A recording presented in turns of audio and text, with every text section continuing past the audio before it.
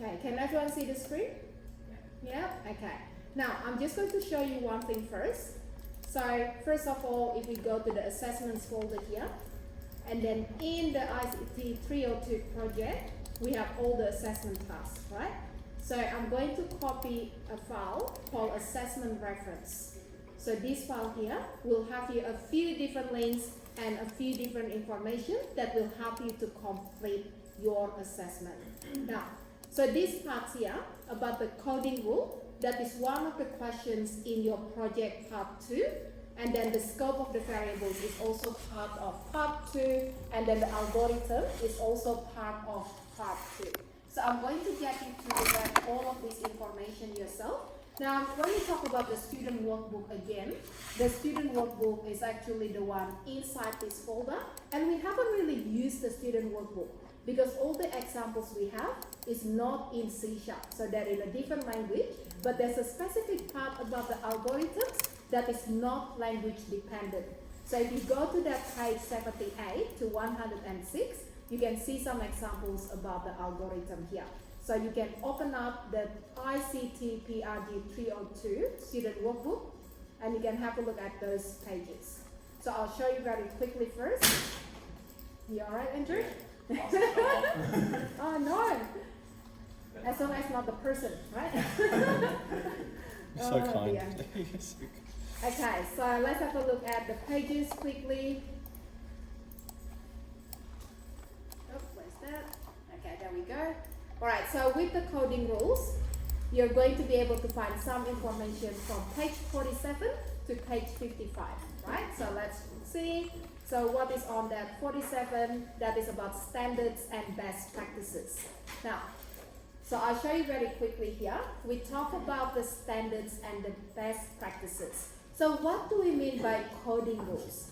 When we talk about coding rules, it's not that specific whether it has to be a syntax rule or it's just best practices. So in this case, if you write your answers and the answer includes syntax rules or best practices, I'm happy to accept them as the right answer, right? So that is why you can read the information from this page, okay, so until the end of the topic about the best practices. Now, so that is one thing that you can look up later on by yourself.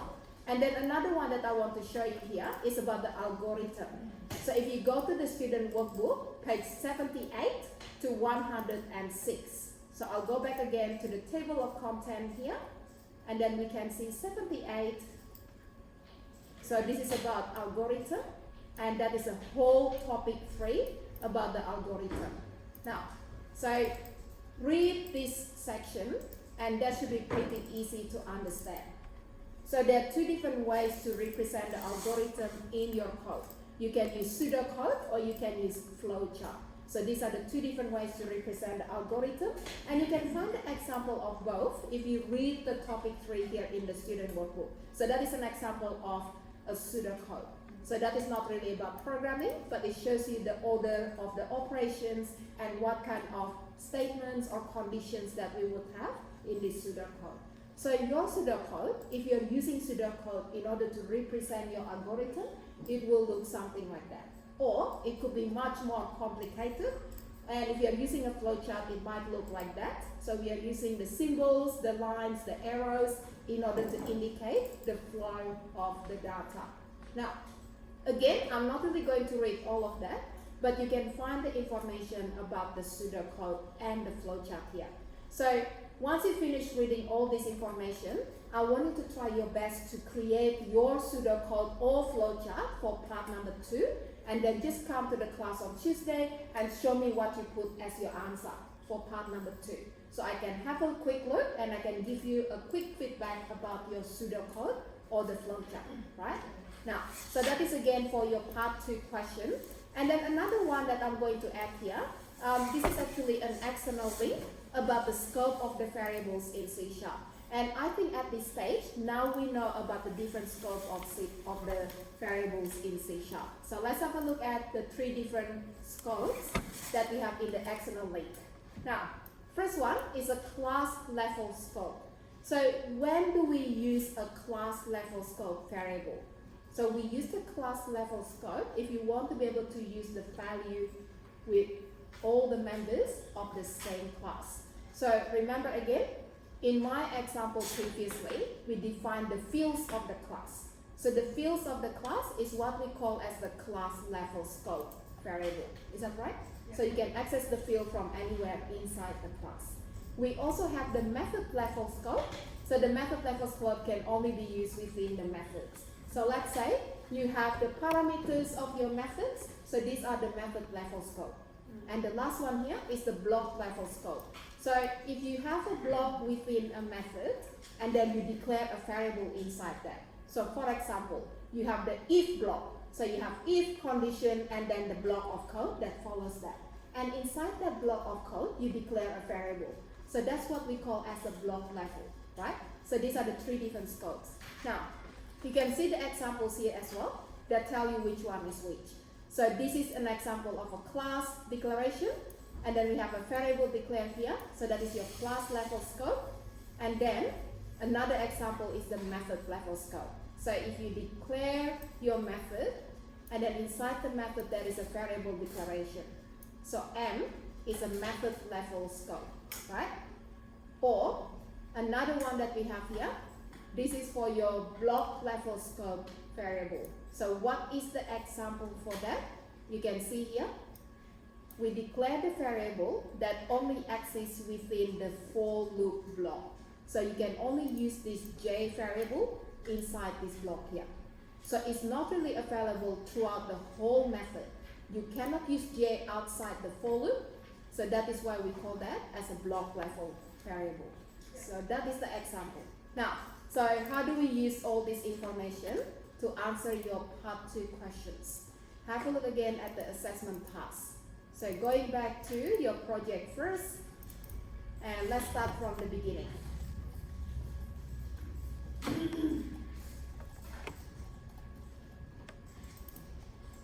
Okay, now, so part number 1, what you need to do is to write the questions that you want to ask Christina. So have we got that one yet? Yes. Okay, so put the answers directly in the project assessment document, which is this document here, right? And then have a look at the next part. So the next page will actually talk about how to record your questions. You don't have to do this because we are doing this in a face-to-face class. So you just have to do it in class with me when you submit your project. So you're going to ask me the questions, okay? Now, so what do we have to do next? Task 1.2, so this is the part that says complete the software design document. So this is going to be used for your part 2 answers as well. So this document is available in the resources folder. So if you have a look again at the assessment folder here, we have the APPX folder, and that is the resources for all the assessment files. So if you open up the folder, you can see the design document. So this is the design document that you need to use to write the other answers. Now, so what do we have to do here? So write your name in the programmer row, and then the purpose of the program, and then the programming language, C#, the software that you're going to use, Visual Studio 2022, and then the project brief. So you just have to describe roughly what is the purpose of this project. And that's what you need to do first, right? So once you finish with this page, then we can have a look at the table of content. Now, so some of these answers, they're actually coming from your question part 2, and then the next one as well. So let me show you which question. So we'll go back again to the project here. So part number 2, design the application. So the first thing that you have to write is about the coding rules. So you need to list 5 basic rules in the programming language that you are using. So one example that you gave me last time is a semicolon, right? So you need to end every single statement with a semicolon. So that is a syntax rule. So where do we write that? So you go to your design document, and then you can see the section that says coding rule, and you just have to write that in here. So rule number 1, end statement with a semicolon, and then the description. So in C#, every single statement must end with a semicolon. So that is a syntax rule, right? So that is one of the examples about the coding rules. Now, does that make sense with the coding rules? Mm-hmm. Yeah? Okay. Alright, so once you finish with the 5 coding rules, you can go to the next question after that. So what is the next question? Have a look here. So you need to design the data library files. Now the easiest way to do that is actually to go back to your part 3 in your assessment. So part 3 is your project, the completed project in C#. Have a look at your code and have a look at every single variable that you declare. So did you declare a variable inside a method? Did you declare that inside a class if you're using a class? Did you declare that as a local variable inside a block? So you need to look at all the variables and then you use the design document, which is this one here, and write the variable names on the left column. So write all the names and then you describe the purpose of the variable. Yeah? What if I don't remember how many variables do I have in the code, and what if you have like more variables than there's like Okay. space? You can always add more rows here, right? So you can edit the table. So I'll show you what we can do. So let's say I want to add more rows to this table here, right? So you go to the last cell and then you press the tab key and it's going to keep adding the new rows. Yeah? So keep adding the rows in order to be able to write all your variables. Now, don't forget again, the second column is basically the purpose of the variable. So why do we declare that variable? What is the purpose? So you write that in the second column. Does that make sense? Yeah? Okay. Yeah? I'm sorry. So sometimes you're declaring variables inside the loop. That's Yeah. Like int I, for example. That's the block variable, I guess. Yes, that is right. And usually, for example, in a for loop, Mm-hmm. you're just creating a variable called I as an index, Mm-hmm. and you're not changing it because like it's always going to be I because like you don't need to change it because like it's inside this block. Okay, And yeah. do I have to, for example, if I have like 10 for loops, do I have to Right, 10 says- eyes. and yeah, 10 cells, that I right? have 10 different eyes and Okay. different variables. So that is a good question. So if that is the case, you just write I one time, and then how do we use the variable? You can say you use that in this loop, that loop, and that loop. Okay, Something like that. So I Yeah? need to specify in Mm-hmm. all the places where I use this variable. Yes. Yeah. Declare. Okay. I'm getting it. So is that okay? Yeah. Alright, good. Thank you. Okay. So once you finish with all the variables in that table, then you're going to write the variables again here. So you copy the name of the variables and then you paste that in the second column of this new table. Now, what you need to do on the left-hand side, if you have to look at the options, that only says global and local. So you need to delete that. So change that into something else, right? So delete, and then you say, let's say this is a block scope variable. So you cannot use the global and the local there because they're not specific to C#. I want you to use the scope of variables in C# this time. Okay? So get rid of all of those. Make sense? Yeah? Okay. So you need to delete that, and then let's say you change that into a class variable or class scope, and so on. So can I have to rewrite block, class, Yeah. and method? And method, that's right. Okay. Okay, so you don't really have to memorize any of those. Remember again, I shared that reference with you guys. Yeah, so you can go back to the assessment folder. Now, So it's yeah. like for the entire thing. For the entire code, yeah. So there will be quite a few different variables there. Is that right? Not only 5. Yeah. Okay, so good. Now, so the next part that we have to complete, so this is not really anything you have to do. So this is just to show you all of the test data. What does that mean? So the data that you look at here is actually coming from the text file. So you need to check the data that you have in the text file, which is the accounts text, and you need to review the data. So that's basically what it says here. Read the data and make sure you understand we have these usernames and these passwords in the text file. Now, what do we have to do next? This is the part that you have to write the algorithm. So you can either write the algorithm using pseudocode or flowchart, but let me go back to the question first, because the question actually says how many of these pseudocode and flowcharts you have to create, right? So let's go back again to the project here. Now, so we talk about the scope of the variable And then we look at the data as well inside the accounts.txt. And then the next part that you have to do is to develop an algorithm. So you can either use a pseudocode or flowchart to represent your algorithm. So how many algorithms do we have to create? This is 1, and then 2, and then 3. So it's going to be 3 pseudocode Yeah. or 3 flowcharts. So it could be 3 flowcharts or 3 different pseudocode. Now, the purpose of the pseudocode is not to explain the whole program. So you don't really need to write the logic of the whole application. You need to specify a specific part of your application. For example, question number 1 here. It says, how do we show the iteration through the accounts.txt file in order to read each of the records? So you need to make sure that you describe a logical operator in the iteration, and either when you're entering or exiting the loop. So that's basically what you need to describe using pseudocode or flowchart, right? So you could say something like, first of all, what do we have to do? If I want to read the text file, what do you think, guys? That's the problem.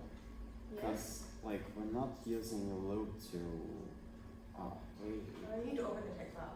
Yeah, we need to open the text file. Yeah. So you can make it really plain first, only in English words, right? So not using something technical, no technical jargon. You can say open the text file, and then what else? Read the text file. Read the text file, right? And then after that, Compare input or compare username to text. yeah. So compare the username with the input from the user, and then what else? The password as well. Yeah. And then what else? Just the if Yeah. yes. Correct login, go to file and change well, it depends how you Yeah. approach. So it depends how you implement the logic, of course, yeah. So once you do the comparison, you might say you're going to return a valid message and so on, right? Or you're going to do something else. Now, so remember again, you only have to do a small part for each of the questions, not about the whole program, right? So some people will start adding something more technical. So let's say you start talking about the string as well. So open the string, or you say create the instance of string reader, right? So if you want to make it a little bit more technical, that will be good as well. Because remember again, this is to talk about the logic that will have to be implemented in C#. So how do we write the logic before you implement that? And because we did that the other way around, so you got the code already, so you just have to look at your statement and try to describe your statements using plain English. And that's it. Yeah? Okay. Now, so I might go back to one of our examples and I'll get you to practice how to write the pseudocode based on the code that you already completed. Simple. Alright, so what do we have to do next? A logical operator to select the menu option using uppercase or lowercase. If you use numbers for menus, is that okay, or do you need it to be anything? It has to be the test. It has to be changed. Good question there, Maitland. So, yeah, so the menu option here, it says it has to allow uppercase or lowercase, so you cannot give option as digits. So you cannot say choose number 1 for this, number 2 for something else. It has to be characters, because you need to show. I need to write like my whole code because I use Yeah. like 1, 2, the whole 3 and thing, etc. or just part of the, because The whole thing. I use for the, Yeah. okay, for the logging, I use characters, but Okay, for yeah. the, choose the passwords. Okay, the I put sub 1, 2, menu. 3, yeah. Yeah, that is fine there. Yeah. So the main thing again, the main option, I would say use the letters. Oh, you mean the main So option single like in the main beginning? Yeah. It's not that hard. Wouldn't In the beginning, like it's to just a register, press A, to log in, Yes. press B, to exit, That press is C, right. and everything else could be in a Could be number. numbers. But just the main menu, isn't it? Oh, then it's not so big of a deal. Okay, so good that we checked that, right? Because Sure. apparently you didn't read the question. I do. Oh no. Okay, so The first page that says you need Yeah. English, no. Oh, I no. think that I told you this was right. I think it was you that I told you that was letters and numbers. Yeah, probably. And I told you that I was using the number, and like you didn't mention that we have to use characters. Yeah. Well, Okay, that's so that that's should be totally easy my thing to fault. fix, right? So you just have to go back and have a look at your menu and then change the And change comparison. everything. That's it, not everything. Just the first You're making menu. it sound so bad. The first menu. Okay, that's not too bad. Yeah. Alright, so remember again, don't forget about adding the pseudocode on the flowchart for that. So what would be the first step, let's say, in pseudocode? Oh, Wait a minute. Print the Ask for menu, input. very good. So print the menu and then, or you can say ask for the input, so make it a little bit more specific maybe. We say then ask for the menu option, or select one of the menu option and so on, right? And then after that, make sure you store that into a variable first. And then you're going to compare against different options, right? So when you start the comparison, you have to say what are you comparing with. Are you comparing with A, B, C, and so on? In Yeah? the pseudocode, do you need to mention storing the variable? Yeah. So when you say store, you don't have to use the word store. Usually we use the word set for storing or get for returning, right? So look at the not the documentation, but the workbook and use the same wording. So it's actually quite simple. Yeah? All right. So another one that you need to include will be something else in your logic that you might want to explain using pseudocode or flowchart. So what are the other tasks? Let's say for generating the password. So create the pseudocode to generate the password. Something like that, right? Or pseudocode for waiting for 3 seconds before we close the application. Like not necessary. What else? Like Mhm. what steps do they want to include in Yeah. the code? Like just something else? Like, Yeah. So one of the other features that we have in our application. So when we use pseudocode, we usually use that to describe complicated steps. So if you just say, okay, the pseudocode is about how to close the application after 3 seconds, it's not really required to create a pseudocode for that because it's pretty straightforward, right? But you can use pseudocode to help you to get the logic of the generated, password. So that is going to help you to create the password generation correctly. So that is the purpose of the pseudocode. Yeah? Yeah. So basically, it says like yes. Oh, good. I think I can include like pseudocode about like comparing stuff that I'm entering, like the check passwords if it's Yeah. like, exists or not. Mm-hmm. It's like it's really complicated. I did it. And actually it's Okay. fine. Yeah, okay. So you might think about whether it's something that already been answered for this part, so for the username password. So is that part of this question here? That's the thing. Yeah. Oh, Maybe.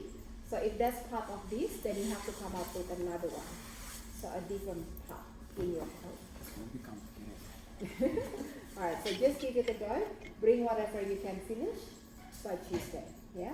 Alright, so once you finish with that, guys, what you need to do is to paste a copy of the pseudocode or the flowchart into the other document. So this is the other document here. And you put a copy of the pseudocode or the flowchart here, right? So 3 pseudocode or 3 flowchart. Or a mix of the two. That's fine as well. Yeah, so I can like create 2 pseudocodes and 1 flowchart. Yeah, you can if you want. Oh. Yeah. Alright, so is that okay, guys? Yeah. Now, so part number 3, you finish with the coding part in C#, then you have to copy the code and you put it here. 400 lines. Yeah. So You're just gonna read it from here. Oh. Oh, no, it's so hard. yeah. Well, you need to submit your project in C# as well. So I'm not going to read that. It's just a requirement of that document. So copy paste, but I'm not going to read that, to be honest. All the 400 Yeah, lines. so just copy and paste. Yeah, 400 lines, that's fine. So no screenshot, just copy and paste. No. Yeah, either screenshot or you can copy Oh. paste. Yeah. Or maybe you can do screenshot, make it much smaller, so it doesn't have to be readable. Had to be there. Alright, so part number 3 is what we've been working on all this time, yeah? So don't forget to add a comment at the top of your program. So a lot of people actually miss this part here. Right. So at the beginning of the program, you need to add your name, the date, and the purpose of the program. So you can put the date when you started working on the project, and after that, don't forget your name and the purpose as well. Now, so the rest of this is basically the other instructions that help you to complete the task. What's the meaning of the second? The second one?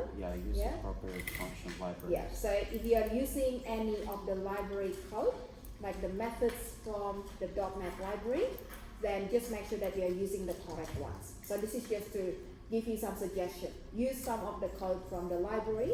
Like let's say if you need to create random number, right? Yeah, I'm using So we are using the method from the class called random in order to do that. So this is just a suggestion. You don't have to write anything here. So you say use the appropriate libraries in order to do that. I'm kind of confused. Like Mm-hmm. appropriate, like what if I want to, like, I don't know, import some other libraries? No, you don't. Use You a don't really library. need to use any other library. You just assume that that is a .NET Very long class process library. Okay. Yeah, like random class, math class, string class, any of those. That makes sense. Okay, so add comments throughout your code. So that should be easy, yeah? And then for saving and viewing the account details, make sure you're using the control structures as required. So selection statement, iteration statement. So I'm pretty sure that in order to read and write, you need to use the combination of those two. Or probably not for write, so just, reading. So what do you have to do when you read the data? When you read the data, you need to iterate, right? So that is when you are using a loop. And that is the part that says iteration. And then, what's inside each iteration? Comparison. We need to compare the data that we read from each line with the username and the password that the user entered. So that is your selection statement here. So make sure that you have selection and iteration in that pass. Okay. So next one, making sure that you are using expressions, the right construct, logical operators to display the menu, logging in, and so on. Now, so this is again another part that says, remember to allow the user to select the menu option using uppercase or lowercase. Yeah.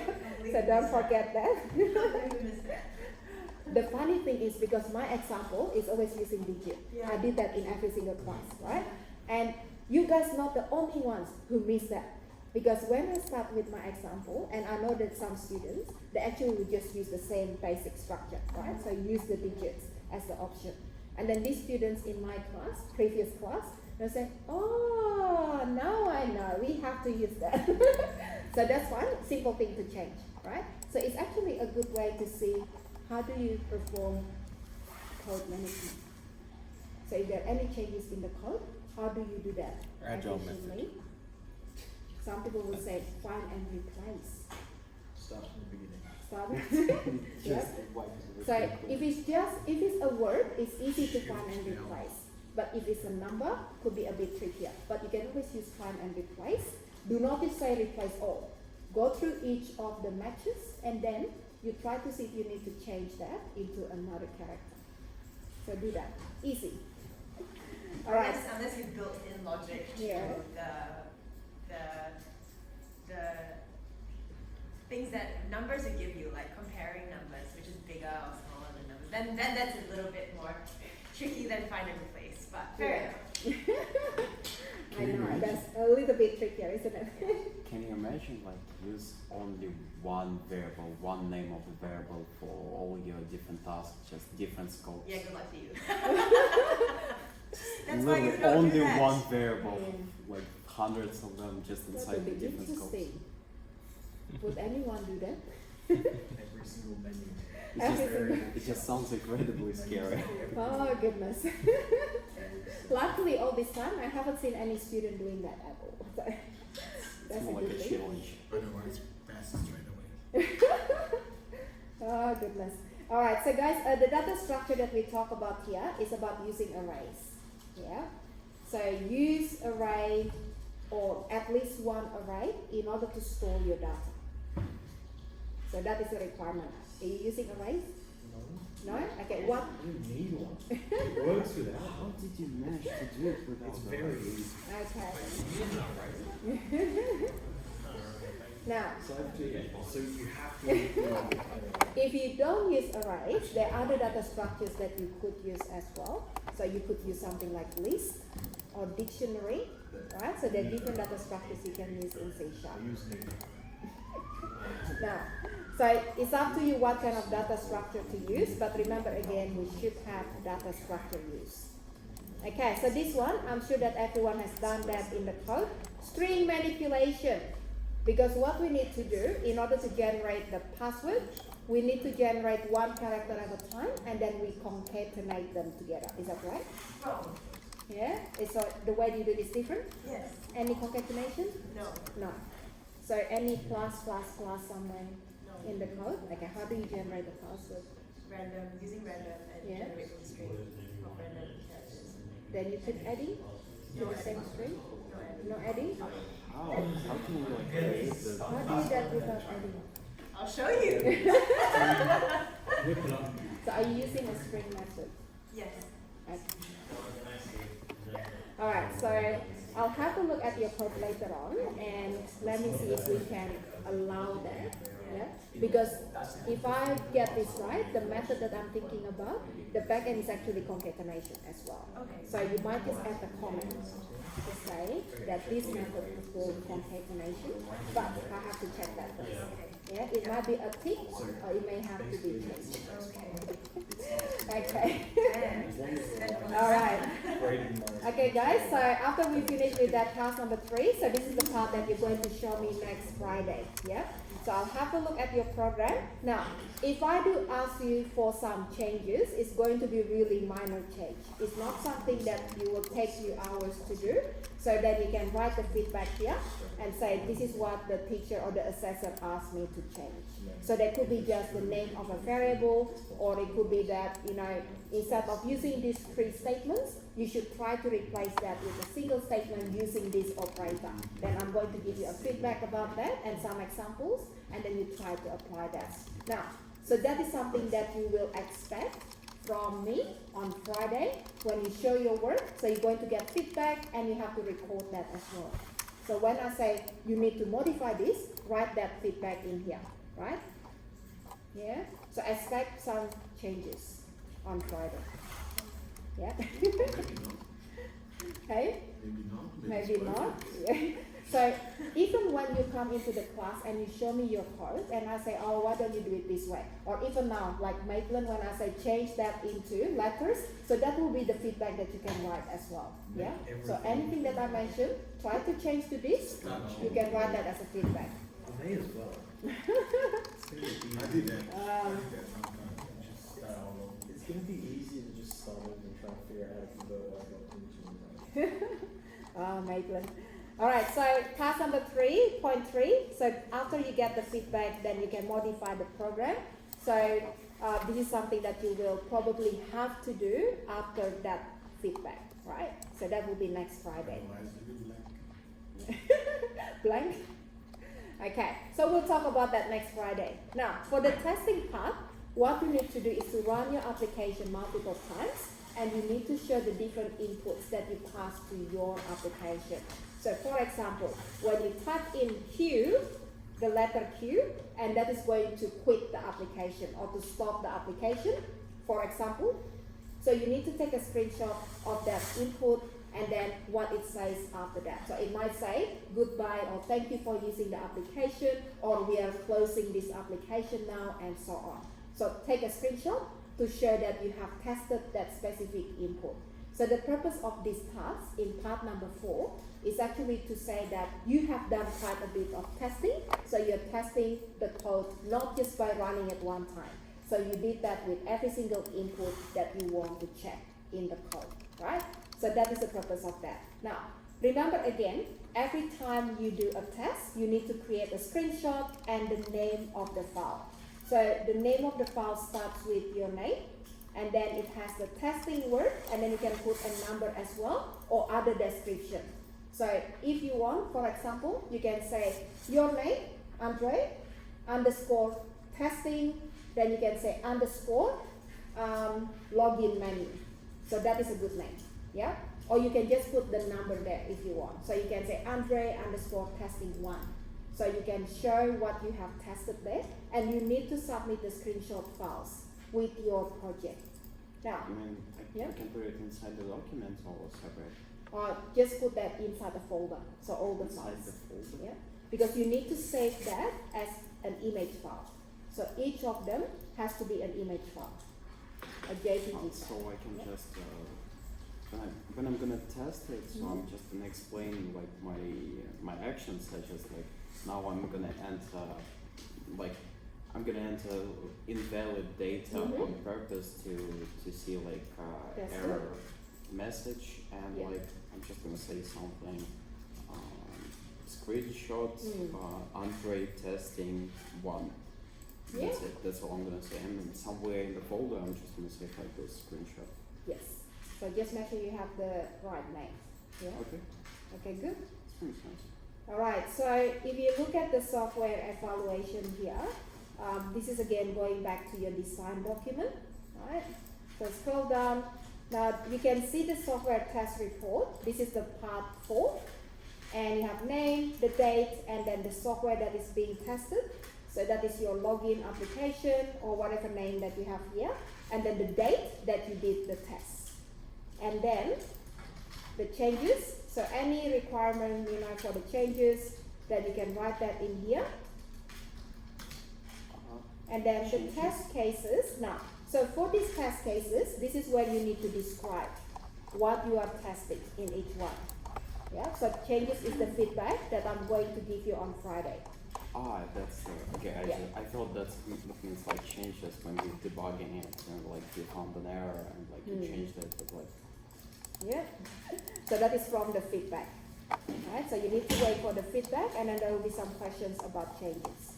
Now, the test cases, this is where you're going to refer to your screenshot file. So each of the screenshot file will have the name mentioned in here. So screenshot file name. So you type in the name of the file, and then you can add an ID. The ID could be a number or anything at all. And then you specify what you are testing in the name and the summary, right? So that, look at the example here. And then what is the expected result? So when, for example, you're trying to test the login menu, let's say you have to type in L in order to log in, right? So what is the test ID? I can say login menu 1. And then I'm going to say test case name is login menu valid data, for example.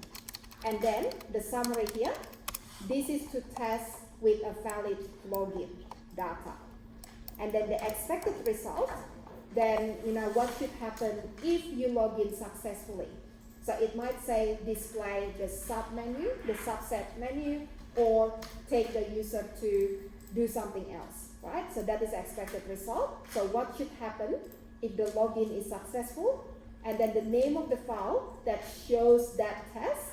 And then the actual result, that means what actually happened when you run the test using that value. So if the data is L, and that's supposed to log in the user successfully, then the actual result should be test login successfully, right? So if your program is working correctly. If your program doesn't work correctly, then of course the actual result will be different from the expected result. So that is what you need to look at. Compare the two results and make sure again the actual result will always be the same as the expected result. And that is when we know that we've done that correctly. Is that right? Yeah? Okay, so another example, just very quickly. Let's say you want to test the registration, right? So whether we can register. So test ID, register menu 1, and then how do we register? Well, you might register with valid, actually, this time I might not talk about valid and invalid. You may say, this time I'm going to register username with my own password. Or the second registration will be username with generated password, right? So that could be two different tests here. So how do you want to call that? It's up to you. So you put the name of the registration test here, and then write the summary as well. So the data that we are using, for example, the username will be user1, and the password supplied here is going to be 123. So that will be the data when you supply your own password. And then the expected result, what should be expected? Username and password should be stored in the accounts.txt file. So that is the expected result. And then you take a screenshot of that, and then actual result is that really stored in the txt file. So you have to write down is stored in the txt file. So that is the actual result if it's working correctly. Okay? So that's basically what you have to do with the test cases. Just to show that we have tested every single feature, every single functionality that we stated in that task. Now, remember again, you can keep adding the rows if you need to. So I press a tab key at the end of the cell, and then that is going to add more rows. Okay, I think we almost the end of that part. So software evaluation. So you can write, what features that you should have. So let's say the menu has to be displayed, and then do we have the right number of menus? Do we get the right options for the password generation and so on? And then on the right hand side here, you can just write some evaluation about the task. Have you completed each of the features successfully? Have you covered all the requirements in your code yet? So you can type something that looks like this, for example, right? So if you are checking if the menu is displayed correctly, then what is your evaluation about your code, about your application for the menu? Do we display that correctly? Is there any mistake when we run it, and so on? So you can say, this is my evaluation about the implementation of my menu. And do the same thing for the other ones here as well. Now, so if you have something like, maybe the password generation is an interesting one, right? So how do we generate the password? So some students, they do that differently from the others. So you might say, specify the number of characters for each of these type of password character. So you have to say how many characters for digits, how many characters for letters, and how many characters for symbols, for example. And then the combination of that is going to create a random password, right? So if that is the case, then you're going to write the evaluation here. You say the software specification on the left-hand side is to generate password, right? Random password. And then the evaluation, you can write how the password is generated. So in this case, how well you meet the requirement of this specification. So you can say the requirements state that the user have the option to choose from all of these different characters here, and I added the code in order to specify the length of each type. So something like that. So just to describe how do you meet the requirement of that specific feature. So that's basically what you have to do for that part there. Now, so this one here is basically a checklist to remind you again that you have completed every single task before you submit that to me. So this is for everything from, so let me go back again to the question here. So everything from part 1 up to part 4. So part 5 is a completely different task altogether. So that is not really part of anything else before. Alright? So I go back to that last page again, and then have a look at the checklist. And once you have completed that, you can tick that, and then again go to the next one and check if you have done all of that. So if you finish all the tasks from part 1 to 4, that means you can tick all the boxes here. Now, so that's all that we have to do part 1 to 4. So part 5 is a different application. So with this part 5, the code is given to you. So what is the code that you have to debug? This code here on table 4. So what you can do, you can copy the code first, and then you put that into a new console application project. And then you run it, right? So try to see if the code runs successfully, if there are any syntax error, or if there anything that needs to be fixed. Then the next thing that you need to identify is the logic error. So if you have any issue with the logic or missing logic, then you have to fix it. So you need to add the logic or modify the logic. Now, so the task that it says here is basically to make sure that the application do the following. So what do we have to do? Ask the user to enter the marks for 5 subjects, right? And it has to be stored in a list or an array. So have we done that according to the code? And the same for the next one here. So the program must ensure the marks are between 0 and 100. So have we done this in the code here? And then the next one says, display the list and the array of marks entered. So has the code actually done that yet? And then the last thing here, you need to find the sum of all the marks and display that. And then find the average and then display the average. So all of these requirements must be fulfilled in that given code. So if there are any of these that is not part of your code here, so not part of this, you need to modify that. So add more into the code or change the code in order to fulfill all the requirements. And once you finish with that, I'll get you to copy the whole project and then submit that with your part 3 as well. So you're going to end up with submitting 2 projects, not 1. So one project is your part 3 project, which is the biggest one with the login and all these tasks. And then the second project is the debugging task. So the code that you already fixed, and that is the one for part 5. So 2 projects need to be submitted.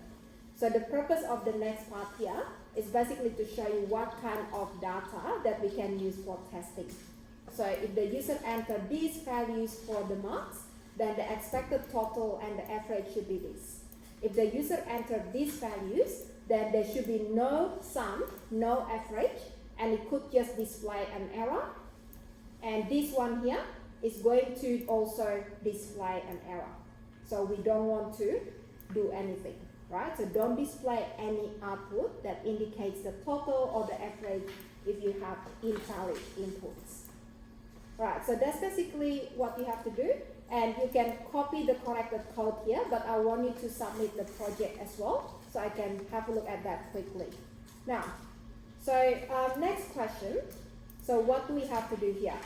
You need to include the error screenshot, the debugging screenshot, in order to show how you can find the issue in your code. So the debugging screenshot is basically when you use a breakpoint in order to stop the application, and then you're expecting the data.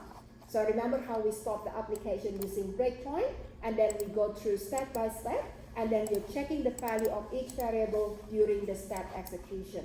So take a screenshot of that to show that this is how you do debugging, and that's it. So 2 screenshots about debugging, and then that is the end of that. Now, so the submission for this task will be your assessment page, which is this project here, with the name and your student number on the first page. And then you don't have to submit the video recording, so that is not required. And then this one here, the design document has to be submitted as well. And then you have the zip files. Now it doesn't say about the project, but you need to submit your project files as well. So maybe what I'll do, I'll just update these requirements here. So then I can save that as version number 2, yeah, to make it easier to know what we have to submit. All right, so let me just change that. So assessment pages, completed document, and then the zip file containing your part 3 solution, and then the zip file containing your part 5 solution. Okay, so I call this as version 2.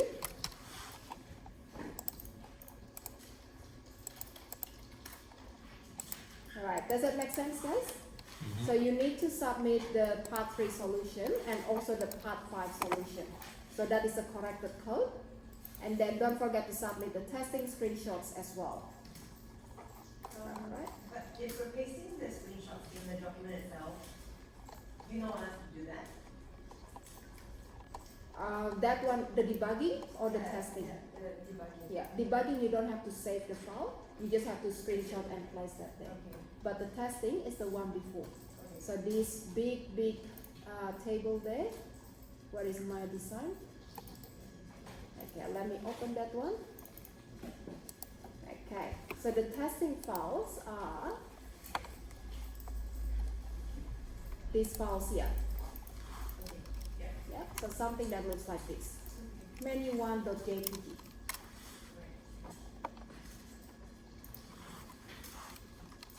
Okay, I think that is the end of the assessment. Yep.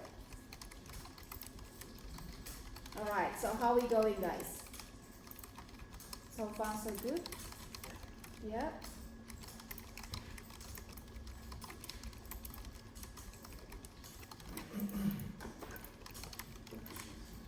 Alright, so how many people managed to complete part 3? Hands up? Yeah.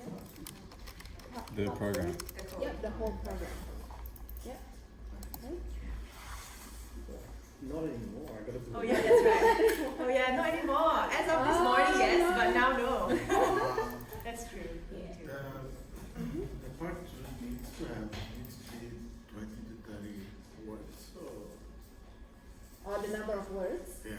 So it's, Does it say? yeah, How many? the coding rules. The coding rules. So, Just a brief. It should be like 10 words. Alright.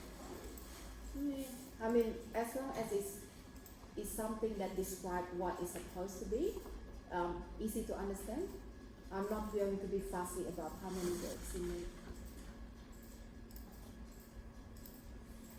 Alright, so guys, Can't wait. Yep. Friday. Friday what time? Friday by the end of the class. Now midnight. Alright, so stop asking about assessment now. I know we're all thinking about assessment at this stage, right? Now, remember again with the assessment task, the main